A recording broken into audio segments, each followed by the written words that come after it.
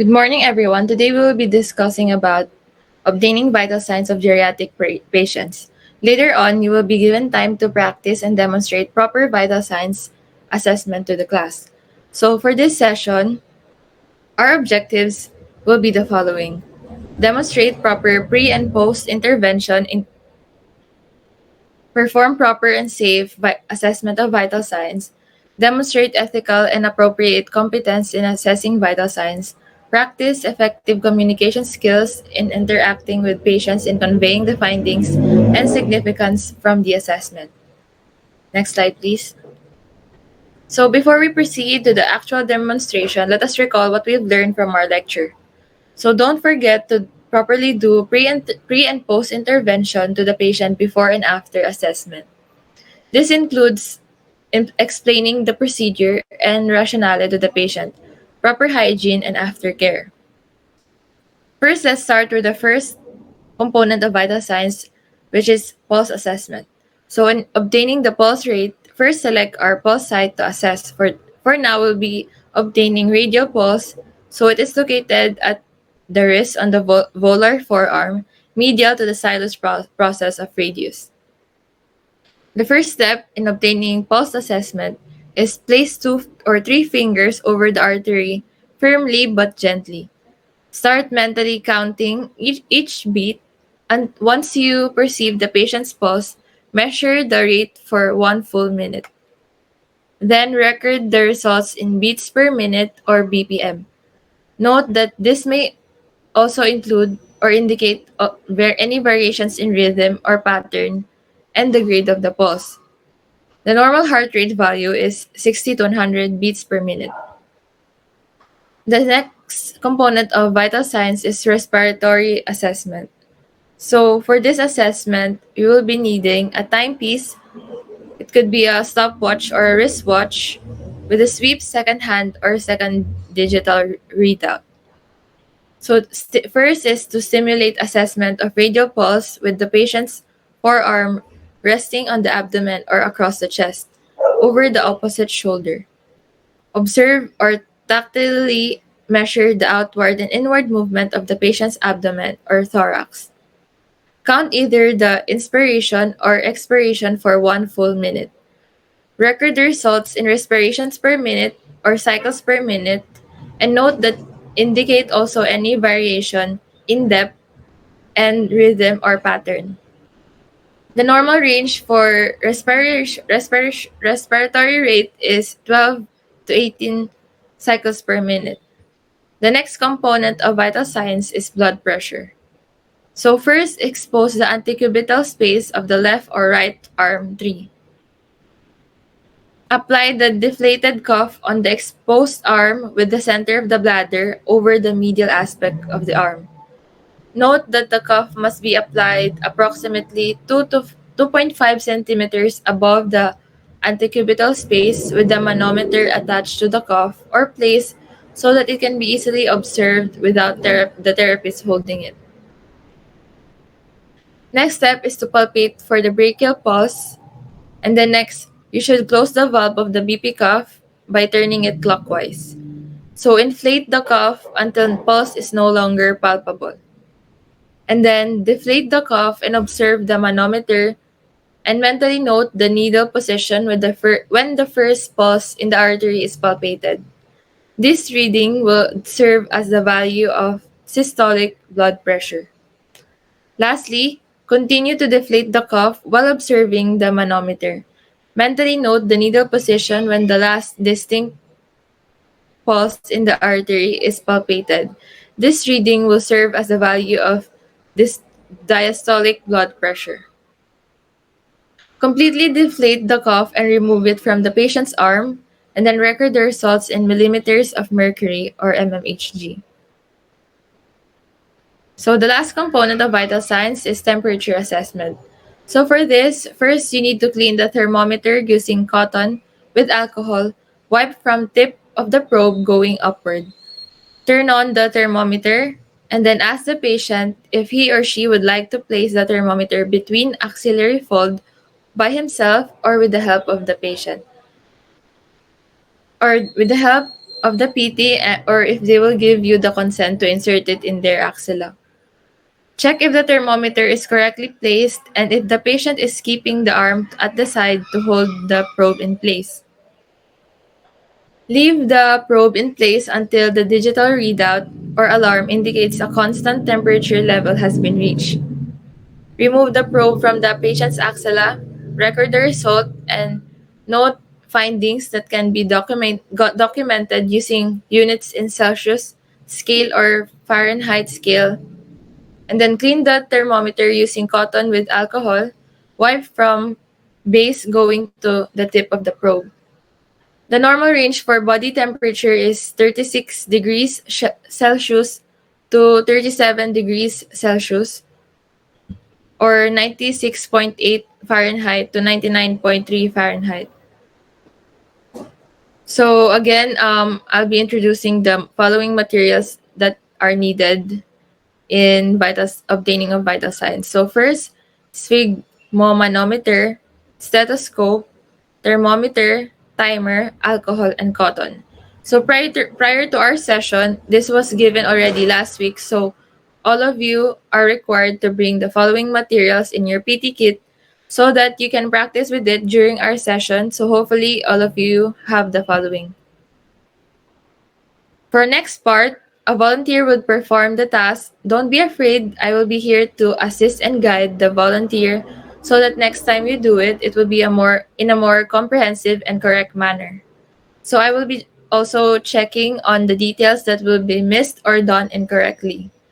I would also be correcting the mistakes and give out procedures that was not performed. Now, you are going to do the task without any guidance and supervision. I will only Good be afternoon observing to you performing the vital signs. So this is done to ensure that you understand our topic. Feedback on the student performance will also be given after the performance.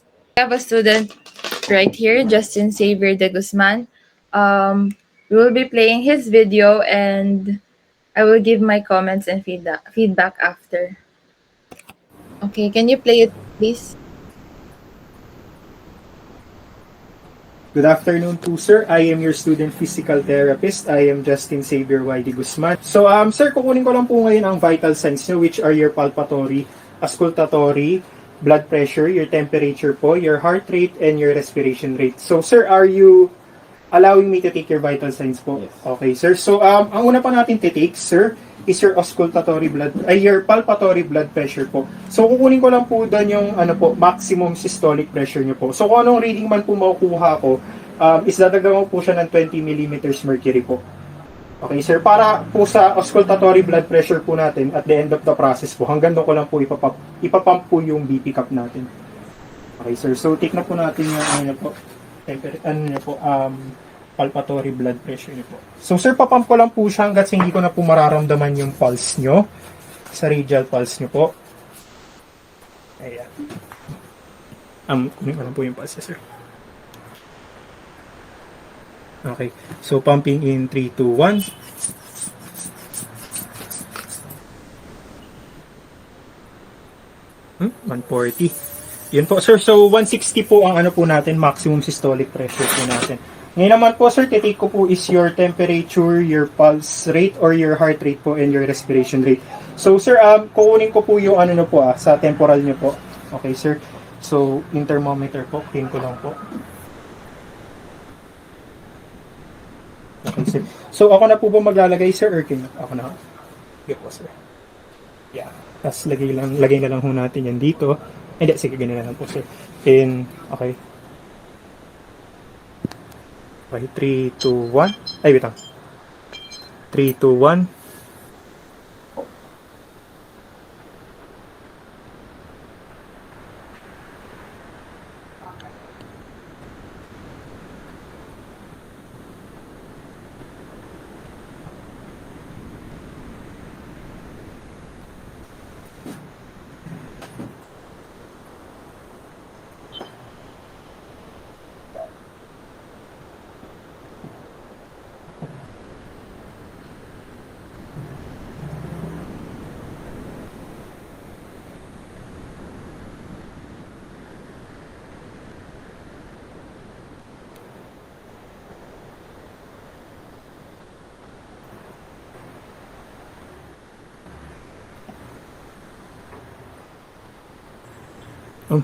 Sige, sige. Wait lang po, sir, for a little longer pa po.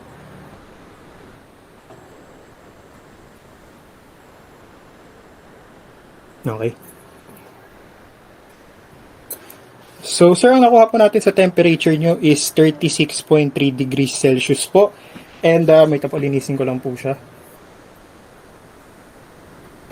And ang nakuha ko po sa ano nyo po, heart rate nyo po is nakakuha po kayo ng 72 beats per minute po. Sa respiration rate nyo po, nakakuha po kayo ng 17 cycles per minute. Sa temperature nyo po, 36.3 degrees Celsius. And sa palpatory nyo po, kanina nakakuha po kayo 160 millimeters mercury po. And last process na po tayo, sir, sa auscultatory blood pressure nyo na po. So, ganun po ulit. Papampo na lang po siya hanggang 160 po, sir. Ginagawa ko po to para makuha ko po yung systolic and diastolic pressure niyo po. Gamit po ako ng stethoscope dito, sir, ah.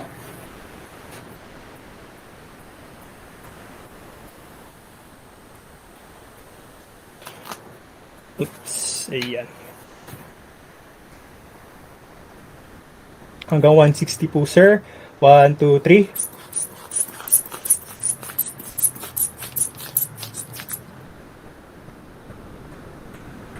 Oh, 150.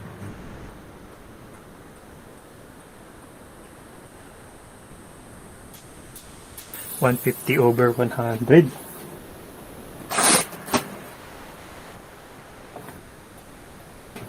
So, sir, nakuha po natin sa auscultatory nyo po is 150 systolic pressure over 110 systolic pressure. So, as post-intervention lang, sir, 100 po pala, sir. 100 po. 150 over 100 po. So, sir, as post-intervention lang po, ang nakuha po natin sa blood pressure nyo po is 150 over 100 millimeters mercury. Ay, sir, para po sa edad nyo po, ang normal po is 120 over 80 millimeters mercury po. So, mataas po ang blood pressure natin, sir. Sa temperature po, nakuha po natin is 36.3 degrees Celsius. Ang normal po for your age is 36.6 degrees Celsius. Sa heart rate nyo po, nakuha nyo po is 72 beats per minute po. Ang normal naman po is 60 to 100 beats per minute. Ang respiration rate po is nakuha po kayo na 17 cycles per minute. Ang normal po is 12 to 20 cycles per minute. So, sir, masasabi ko lang po is mataas po yung blood pressure natin.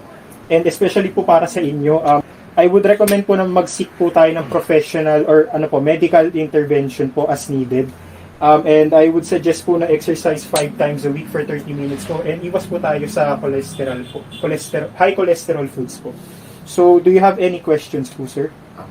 Wala naman ho. If ever man po magkakaroon, sir, padirect na lang po sa station. And have a nice day po. Thank you for being cooperative, Mr. Benedict.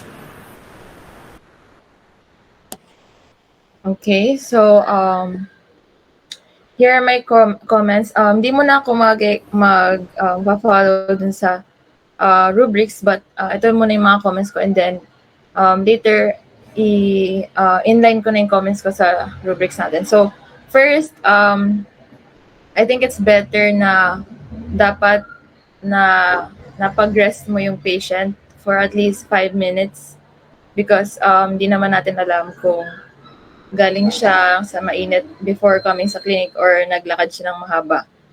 Next, yung sa pag-BP ni Xavier, mas better if ma-follow na yung bawas ng pag-deflate is 2 mmHg lang para mas accurate yung pagkuha ng systolic and diastolic value. So, next din, since temporal pulse yung kinuha niya, mas better if sa radial kinuha because sa practice natin and based sa books natin, may mga appropriate indication yung certain pulse sites, so mas better nga na radial pulse na kinuha. And then, okay, good naman na in-explain yung correlation ng results and its significance with the normal values, but regarding dun sa BP, first obtain kung ano yung normal niyang nakukuha na values. Kasi nagde-depend din naman din sa age ng patient yung values niya and sa history ng medical history niya. So, Lastly, meron pa pala, yung pagpalpate ng, before may lagay yung stat sa brachial plexus, suggest that ipalpate mo muna bago may place yung stat. And then, kulang pa sa pag aftercare and pag um, prep nung mga materials, hindi properly napakita yung paglinis ng materials or pag-sanitize nun. Okay, so nalimutan din sa inline naman sa rubrics natin, sa post-assessment, yun nga, mas better nga yung site na binanggit ko sa radio post natin kunin. And wala rin tayong na state na landmarks. Wala rin tayong na state na findings. Di natin na-note yung rate, amplitude, intensity, grade of pulse, and rhythm. Next is sa respiration rate naman, kulang din dun sa rate, depth, rhythm, or pattern. Tapos sa blood pressure, hindi na ipakita na dapat 2 centimeters above antecubital fossa siya, and dapat i-insert yung 2 fingers na sakto lang yung fit ng BP cuff. So,